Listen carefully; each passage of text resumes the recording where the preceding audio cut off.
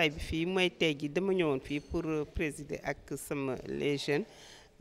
benn journée d'étude boo xam ne dañu ci waxtaan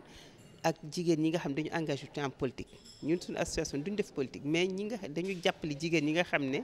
jigéen ñëpp la ñu jàppale ku nekk ci domaine de compétence bi nga nekk dañ la ci jàppale. donc fii dañu jàppale te jigéen ñu ndaw ñi nga xam ne dañu dugg ci politique jàppale leen c'est-à-dire mooy dajale leen ñoom ak ñi leen jiitu woon seen mag yi ak seen yaay yi nga xam ne ñoo leen jiit ci politique pour ñu mun a waxtaan sottante xalaat pour seet ñoom nu ñu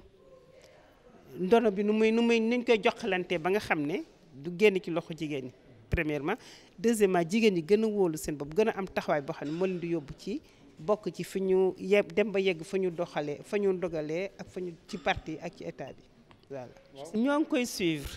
parce que dañu am organisation bu tudd ONP Observatoire de la parité moom chapeauté nag organisation jigéen ñëpp association yëpp def nañu observatoire donc dinañ ko gëstu yëpp liste yi ñu déposé ñu dinañ ko xool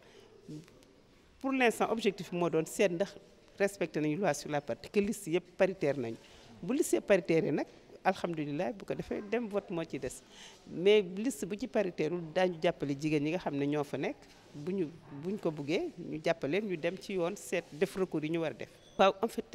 li ma waxoon sànq tubaab mooy du ma joxe sama xalaatu sama sentiment bopp ndax pour nekk candidat yow lay neex li ñu mën ñun mooy jàngal la yee la encourager la.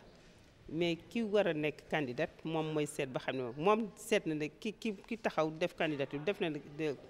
xalaat na ne war na mun nekk candidat donc ñun ñu koy féliciter di ko encourager di encourager ñëpp ñu kii ko duñu campagne nag ñun mais ñun ñu ngi koy encourager di ko féliciter. léegi nag ñeneen ñi nga xam ne posé wuñ candidaté wuñu ak yooyu mënuñu leen ne da ngeen di candidaté mais mën nañu fexe ba ñu xam yee leen xam ne que boo bëggee tekki dara ci dëkk bi wala ci sa gox. il faut nga yegg fa ñu dogale donc doo nekk à la base rek di mobiliser di animer déedéet il faut nga yegg fa ñu doxal dafa ñu dogale il faut nga jaar fi nga war a jaar pour yegg foofu donc du lu ñu may sinon du lu ñu mayee daal du cadeau lu ñu xeex ba jot ci la waa.